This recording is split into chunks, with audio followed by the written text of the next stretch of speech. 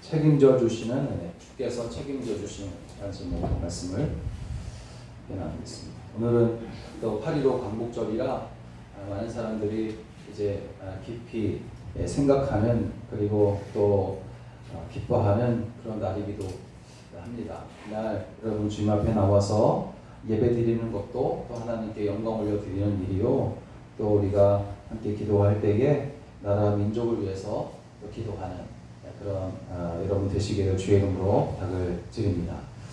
성경은 우리에게 날마다 하나님을 바라보라 그렇게 이야기를 합니다. 그리고 어려움을 당할 때에는 더욱 그렇게 하라고 이제 당부를 합니다. 그렇다면 지금 환난 중에 있는 우리는 하나님을 정말 온전히 바라보고 있다고 자신할 수 있겠는가 하는 것입니다. 1절을 보니까 다윗은 여호와여 나의 영혼이 주를 우러러 보나이다 그렇게 고백하고 있는데, 다윗의 이 고백은 그가 평안할 때가 아니라 어려운 일을 당할 때에 한 것이었음을 2절 이하의 말씀을 통해서 우리가 확인할 수가 있습니다. 그는 원수들에 의해서 지금 둘러싸여 있으며 또 수치를 당하고 있었습니다. 바로 그러한 때에 하나님께만 소망을 두고 있다고 그가 고백을 하고 있는 것입니다. 여기서 우러러보다라는 것은 소망을 두다 그런 말인데, 즉 다윗은 비록 원수들로 인해서 지금 괴로움을 당하고 수치를 당하고 부끄러움을 당하는 그런 일을 만나고 있지만, 그럼에도 하나님의 자녀로 하나님만 의지하고 하나님께만 소망을 두겠다고 다짐을 하고 있는 것입니다. 이렇게 그는 환경이 아니라 하나님을 바라보며 소망을 가짐으로 환난 중에도 힘을 얻고 안전할 수가 있었습니다. 거의 대부분의 사람들은 환경의 지배를 받아요. 그래서 환경을 우리는 무시할 수가 없습니다. 환경이 참 중요합니다. 그렇지만 수많은 사람들이, 거의 대부분의 사람들이 환경의 지배를 받으나, 그러나 위대한 사람, 위대한 일을 해내는 사람은 환경의 지배를 받는 사람이 아니라 도리어 그 환경을 지배하는 사람이 위대한 사람이다 그렇게 일컬음을 받습니다. 환경을 지배하는 사람은 아무리 열악한 환경이라도 그 가운데에서 긍정적이고 또 좋은 것을 만들어내는 그런 능력이 있습니다. 그렇다면 환경을 지배하는 능력은 어디에서 오는 것일까 하는 것입니다. 그것은 선한 목적을 가지고 그 모든 것을 지으시고 다스리시는 하나님께 소망을 두는 데서 모든 환경을 지배하는 능력이 나오는 줄로 믿습니다. 오늘 다윗은 이것을 알았어요. 다윗은 이것을 정말 잘 알았습니다. 그래서 그는 환경의 변화와는 관계없이, 즉 형통할 때나 그렇지 않을 때에도 하나님이 그의 유일한 소망이 되었단 말이에요. 그래서 하나님만 의지하겠다고 그가 지금 고백한 것입니다. 그는 환경이 좋지 않을 때에 그보다 나은 환경을 찾아간 것이 아니라 그 자리에서, 바로 그 자리에서 하나님을 의지하며 하나님을 통해서 그 환경을 지배하고자 했다는 것입니다. 바로 이러한 다윗의 자세가 오늘을 살고 있는 믿는 성도들이 가져야 할 자세인 줄로 믿습니다. 지금 우리의 환경이 얼마나 열악한 가운데 있습니까? 우리가 지금 몸소 체험하고 있단 말이에요. 성도의 교제를 하기 힘든 환경이라고 말하고, 주의 사랑과 복음을 전하기 힘든 환경이라고 말하며, 또 무엇보다도 예배를 자유롭게 드리기 힘든 환경 가운데 있다라고 이야기를 합니다. 그리고 실제 그렇단 말이에요. 여러분, 이런 환경의 변화가 적지 않은 사람들의 신앙을 흔들어 놓고 있는 것이 사실입니다. 환경을 탓하며 성도가 마땅히 해야 할 하나님께 영광을 올려드리는 일조차 소홀히 하고 있는 것을 우리는 볼 수가 있습니다. 여러분, 이러한 환경들을 우리는 무시할 수는 없겠지만, 그러나 환경의 변화에 흔들리지 않기를 주의 이름으로 부탁을 드립니다. 세상으로부터 오는 유혹과 위협에 마음을 쏟아놓지 않고 그때에도 하나님만 보며 베푸시는 지혜와 또 은혜로 인한가를 우리는 잘 헤쳐나가야 할 줄로 믿습니다. 환경은 언제든지 변하지만 하나님은 변함이 없으시다고 말씀하세요. 환경은 좋을 때도 있고 나쁠 때도 있어요. 그래서 환경만 바라보다가는 앞으로 나아갈 수가 없는 겁니다. 그렇지만 하나님은 변함이 없으시기에 우리가 믿고 그를 바라보며 우리는 살아갈 수가 있는 것입니다. 여러분, 지금의 형편을 볼 때 사람의 능력으로 도무지 감당하기 힘들고 도리어 늘어나는 확진자 숫자를 보면서 많은 사람들이 두려워하고 있어요. 절망 속에 있습니다. 이러한 때에 다윗처럼 하나님을 바라보는 것을 더욱 여러분 견고하게 하시기를 주의 이름으로 부탁을 드립니다. 흔들림이 없는 믿음으로 주를 의뢰하는 자를 하나님께서 책임져 주신다고 하셨기 때문이에요. 하나님께서 책임져 주시는 사람은 환경에 지배받지 않고 도리어 그 환경을 지배하는 사람이 되는 줄로 믿습니다. 그렇다면 하나님만을 바라보는 우리를 어떻게 하나님께서 책임져 주시냐 하는 것이에요. 오늘 첫 번째 보니까 주를 의지하는 자는 부끄러움을 당하지 않게 하신다, 그렇게 말씀하세요. 부끄러움을 당하지 않게 하신다. 우리는 사는 동안 부끄러운 일을 당할 수가 있습니다. 부끄러움을 당하는 이유는 수만 가지겠지만, 그러나 다윗은 부끄럽게 되는 것은 주님을 온전히 의지하지 않았기 때문이라고 단정하고 있어요. 왜 우리가 부끄러움을 당하냐? 그것은 하나님을 의지하지 않고 있기 때문이다, 그렇게 말하고 있어요. 오늘 여러분, 많은 교회들이 부끄러움을 당하는, 세상에게 부끄러움을 당하는 이유가 무엇이겠어요? 그것은 오직 하나님을 의지하지 못하고 있기 때문이 아닌가 하고 냉정하게 우리가 판단해 볼 수가 있는 겁니다. 2절을 보면 나의 하나님이여 내가 주께 의지하였사오니 나로 부끄럽지 않게 하시고 나의 원수로 나를 이겨 개가를 부르지 못하게 하소서. 기도하고 있어요. 이 기도를 통해서 그에게 하나님을 의지하는 자는 부끄러움을 당하지 않는다는 확신이 있다는 것을 알 수가 있어요. 그는 하나님께 왕으로서 기름 부음을 받은 그때부터 수많은 대적들과 원수들의 공격을 받았습니다. 왕이 되기 전에는 사울왕의 시기와 핍박을 받아서 쫓겨다녔고, 왕이 된 이후에는 가까이 지내던 사람들에 의해 배신을 당해서 큰 아픔을 겪기도 했어요. 그리고 밖으로는 이방 세력들의 도전이 끊임없이 오는 겁니다. 그리고 이러한 원수들과 대적들의 공격과 도전 때문에 다윗은 아주 어려운 처지에 여러 번 처해져 있어야만 했습니다.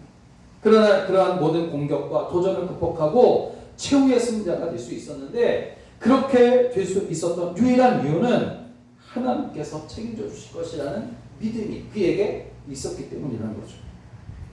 결국에는 하나님께서 이기게 하셨고 원수들로 승리의 개가를 부르지 못하게 하시며 또 그들을 패하게 하심으로 부끄러움을 당하지 않게 하시며 그 은혜를 베풀어 주신 줄로 믿습니다. 이처럼 하나님은 당신을 의지하는 자들로 하여금 부끄러움을 당하지 않게 하신다는 거죠. 이러한 사실을 성경이 확인시켜주고 있습니다. 이사야 50장 7절을 보니까 주 여호와께서 나를 도우심으로 내가 부끄러워 아니하고 내 얼굴을 부싯돌같이 굳게 하였은즉 내가 수치를 당하지 아니할 줄 아노라. 할렐루야. 여러분, 이러한 확신이 있어지기를 주의 이름으로 축원합니다. 여러분, 하나님을 의지하는 자는 부끄러움을 당하지 않는다고 했어요. 만약 하나님을 의지하는 자가 부끄러움을 당한다면 그것은 그 부끄러움이 하나님의 부끄러움이 되는 것이에요. 하나님은 당신을 의지하는 자들을 보호하지 못하는 무능력자가 되는 겁니다. 그러므로 하나님을 의지하는 자들이 부끄러움을 당하도록 하나님은 내버려 두지 않습니다. 이런 이유로 우리가 부끄러움을 당한다면 그것은 하나님이 무능력하기 때문이 아니라 우리가 하나님을 의심하며 그분을 의지하지 않기 때문입니다. 그러므로 지금 환난날에 하나님을 더욱 의지하는 여러분 되시기를 주의 이름으로 부탁을 드립니다. 우리가 하나님의 능력을 의지하지 아니하고 사람이나 다른 무엇을 의지하게 되면 반드시 그것으로 인하여 우리는 부끄러움을 당할 수밖에 없어요. 분명히 당하게 될 것입니다. 이스라엘은 환난날에 이제 인생을 의지했다가 하나님이 아니라 인생을 의지하였다가 부끄러움을 당한 일이 있었어요. 에레미야 선지자가 활동하던 때에 그들은 하나님 대신에 애국과 같은 이방 나라들을 의지했다가 그들의 도움을 받지 못하고 패해서 나라가 망하고 바벨론에 끌려가 70년 동안이나 노예로 살아있단 말이에요. 에레미야 시대 때 에레미야 선자가 활동하던 때에 바벨론이라는 나라가 막 이제 일어나면서 이스라엘을 괴롭혔어요. 이스라엘을 계속해서 침공했어요. 그때 이스라엘이 한 것은 뭐냐면 우리가 저 바벨론에 의해 지금 고통을 당하고 있으니 저 애굽 이집트에게 우리가 도움을 구하자 이렇게 얘기했다는 거죠. 하나님을 의지하지 않냐고 먼저 애굽에게 도움의 손길을 구한 거예요. 그랬더니 결국 도움을 받지 못하고 패해서 나라가 망해요. 바벨론에 의해 포로로 끌려갑니다. 여러분, 그러므로 강하고 능하신 하나님께 우리 인생을 의뢰하고 의지해야 할 줄로 믿습니다. 왜냐하면 그 사람은 결코 부끄러움을 당하지 않기 때문에 이것을 믿으며 여러분 하나님을 더욱 힘있게 붙드시기를 주의 이름으로 부탁을 드립니다. 두 번째로 하나님은 우리를 어떻게 책임져 주시냐면 수치를 당하지 않게 하십니다. 주님을 바라는 자는 수치를 당하지 않게 하신다 그렇게 말씀하시는데, 여러분 부끄러움이 나의 잘못으로 혹은 실수로 죄로 고통을 받는 것이라면 수치는 다른 사람으로 인해 억울한 일을 당할 때에 겪게 되는 고통을 말합니다.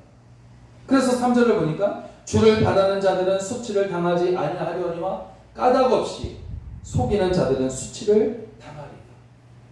그렇게 말합니다. 여러분, 주를 바라는 사람은 주님께 대한 간절함을 가지고 끈기 있게 인내하는 사람인 줄로 믿습니다. 이러한 자들을 하나님께서 수치를 당하지 않게 하시고 그를 실족하지 않게 하신다는 것이죠. 또한 그 마음에 하나님의 법을 주심으로 그 걸음을 선하고 복된 길로 인도하십니다. 그러나 까닭 없이 속이는 자들은 처음에는 형통한 것 같으나 그 속이는 것들로 인해서 자신이 처음에는 형통할 수 있어요. 그러나 결국에는 하나님으로부터 수치를 당하게 되는데, 왜냐하면 하나님은 거짓말하는 자를 싫어하시고 멸하시며 속이는 자를 싫어하시기 때문에 결국 여러분 하나님은 불의한 자를 벌하시고 의인의 소를 들어주시는 줄로 믿습니다. 그러므로 여러분, 억울한 일로 수치를 당하였다면 어떻게 해야 될까? 똑같이 갚아주려 하는 것이 아니라 먼저 하나님을 우리가 바라보며 인내해야 합니다. 하나님의 도우심을 구하며 우리는 낙심하지 말아야 합니다. 다윗의 통치 후반기에 다윗에게는 최대의 위기였던 사건이 벌어지는데, 다윗이 그의 통치 후반기에 마지막 때에 당한 큰 사건은 뭐냐면 그의 아들 압살롬이 반역을 하는 거예요. 쿠데타를 일으키는 거예요. 압살롬과 그를 따르는 사람들이 쿠데타를 하는데 거짓말로 백성들을 속이고 민심을 도둑질하는 거예요. 그리고 다윗에 대해 반역을 하고 결국 왕권을 빼앗습니다. 그때 다윗은 급히 그 왕궁을 빠져나와서 피하지 않으면 안 됐어요. 그때 다윗은 신발도 신지 못한 채 도망쳐 나왔어요. 그러면 다윗에게는 소망이 없어 보입니다. 절망적이에요. 다시 왕권을 되찾을 만한 어떠한 힘도 능력도 남아있지 않은 그런 절망적인 상황에 다윗이 처하게 됩니다. 다윗의 말기에. 그러나 그 와중에도 놀랍게도 그는 하나님을 바라보고 낭망하지 않았어요. 사무엘하 16장 12절을 보니까 압살롬을 피해서 도망 나온 다윗의 기도가 나오는데 그가 이렇게 기도합니다. 여호와께서 나의 억울함을 감찰하시리니 오늘날 그 저주 까닭에 선으로 내게 갚아주시리라. 지금 다윗이 신발도 신지 못한 채 도망쳐 나왔어요. 그것이 저주입니다. 그야말로 그에게 있어서는 저주란 말이에요. 저주. 그럼에도 불구하고 그가 기도하는 거예요. 기도하는 겁니다. 그 저주 까닭에 선으로 내게 갚아주시리라. 이런 신앙 고백이 얼마나 위대합니까? 아무리 힘들고 어려우고 내가 지금 당한 일이 저주와 같다 할지라도 하나님께서는 분명히 그 저주 까닭에 선으로 나를 갚아주실 것이다. 여러분, 압살롬의 반역 사건이 결국 어떻게 되었습니까? 맨발로 도망치듯 수치를 당해야만 했던 다윗은 얼마 지나지 않아 다시 왕으로 복귀를 했어요. 그리고 압살롬은 처음에는 모든 것이 잘 풀리는 것 같았어요. 왕권을 빼앗았단 말이에요. 그렇지만 그의 형통은 잠시뿐이었습니다. 압살롬의 책략을 맡았던 아히도벨이라는 사람은 다윗을 이제 도망간 다윗을 잡으려는 자신의 계획을 압살롬이 받아들여주지 않으니까 이 아히도벨이 자기 고향으로 돌아가서 자기 집에서 자살을 해요. 죽습니다. 또 압살롬은 다윗의 부하들과 싸우는 도중에 나뭇가지에 목이 걸려서 비참하게 죽어요. 하나님께서 다윗의 억울함을 친히 갚아주신 겁니다. 이와 같이 여러분, 하나님은 성도의 삶 가운데 일어나는 그 모든 억울한 일들을 친히 해결해 주시는 분이신 줄로 믿습니다. 그러므로 사는 동안 억울한 일을 인해서 수치를 당한 일이 있을지라도 여러분 낙심하지 말고 하나님을 끝까지 바라보시기를 주의 이름으로 부탁을 드립니다. 지금 교회와 성도와 목회자들은 하나님을 더욱 자세히 바라보아야 할 때인 것을 느낍니다. 그러던 중에 하나님의 뜻이 무엇인지를 또한 깨달아야 할 때인 것을 절실하게 느낍니다. 하나님을 의지하는 것이 승리하는 길임을 다시 알아야 된다는 거죠. 이사야 40장 31절을 보면 오직 여호와를 앙망하는 자는 새 힘을 얻으리라 했습니다.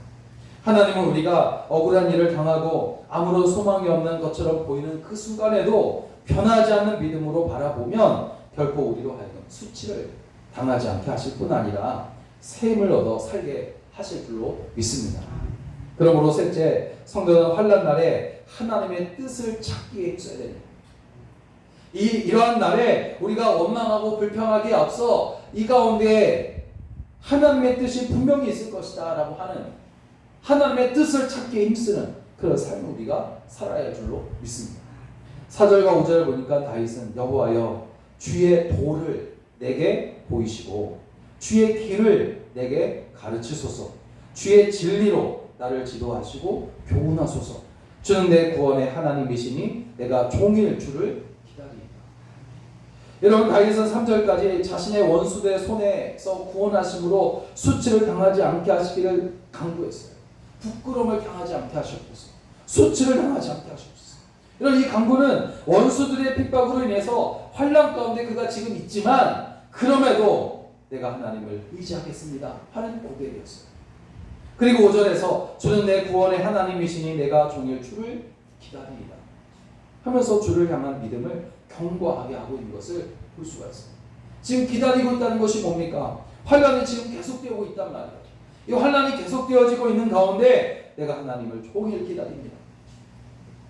사람들은 되게 힘든 일을 만나게 되면 불만을 하게 돼요. 그러한 상황을 주신 하나님을 또 원망하게 됩니다. 그런데 다윗은 핍박을 받을 때에도 거기에 하나님의 뜻이 있음을 믿었다는 거죠. 이런 믿음 때문에 아무리 납득하기 어려운 상황에 처했어도 하나님을 향해 원망하거나 그가 실족하지 않을 수가 있었던 겁니다. 그는 왕이 되기 전 사울에게 쫓길 때에도 한 번도 하나님을 원망하지 않았어요. 하나님 내게 기름을 부어주셨는데 왜 이런 고난을 당하게 하십니까? 또 심지어 나중에 압살롬의 반역으로 인해서 왕권을 빼앗기잖아요. 잠시 동안 신발을 신을 겨를도 없이 맨발로 크피토피해야 했을 때도 그는 하나님을 원망하지 않았어요. 그는 그러한 환난 날에 원망하기보다는 그 속에 담긴 하나님의 선한 뜻을 찾기에 힘썼단 말이죠. 평안할 때 하나님의 뜻을 찾은 것이 아니라 핍박을 당할 때에, 환난을 당할 때에 그 속에 담긴 하나님의 뜻을 찾기에 힘쓴 다윗을 여러분 보십시오. 오늘 본문에서도 다윗은 원수들에 의해 핍박을 받아 환난 가운데 있었습니다. 그렇지만 그는 그 환난으로 인해서 하나님께 원망하거나 불평하지 않았어요. 다만 하나님께서 왜 그런 환난을 내게 주셨는지를 알기를 원했어요. 알기를 원했어요. 그래야 하나님의 뜻을 따라 행할 수 있기 때문에. 그래서 그는 본문에서 주의 도, 주의 길, 주의 진리, 주의 도, 주의 길, 주의 진리로 자신을 가르쳐달라고 그렇게 강구를 하고 있는 겁니다. 우리도 다윗과 같이 이러한 신앙을 가질 수 있을까? 환난을 당하면 그러한 환난을 허락하신 하나님의 뜻을 찾기보다는 왜 내게 환난을 겪게 하시냐고 원망하고 불평하기에 빠른 우리의 모습과 얼마나 다릅니까? 하나님께서 우리에게 다윗을 보여주시는 이유가 지금을 위한 것임을 절실하게 깨닫게 됩니다.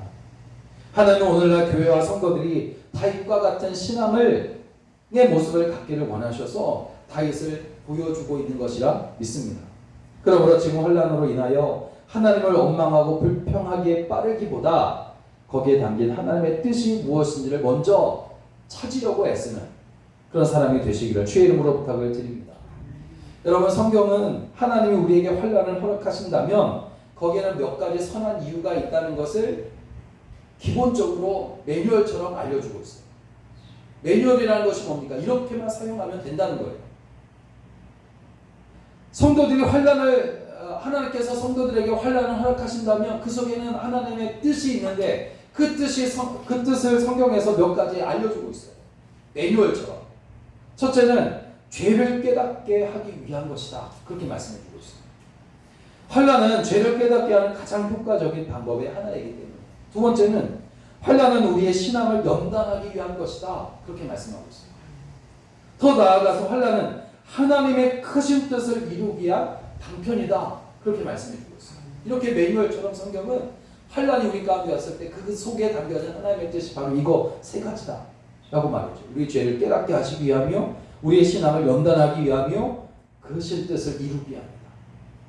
여러분, 그런데 이 모든 이유들을 우리가 가만히 생각해 보면 하나님이 허락하시는 환난의 공통점은 모두가 다 우리를 보물을 담을 수 있는 크고 단단한 그릇이 되게 하기 위함인 것을 알 수 있어요.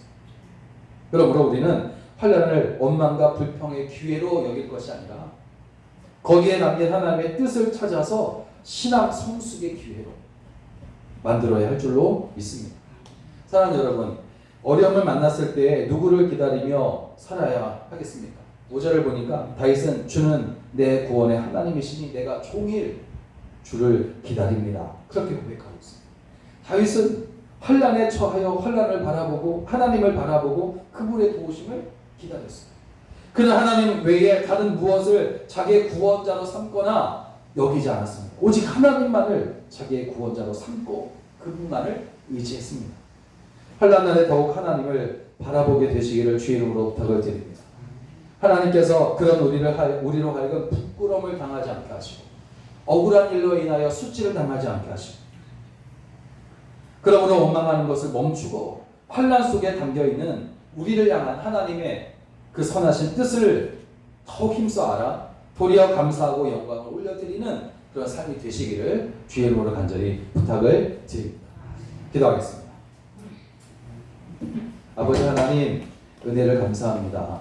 주님께서 우리를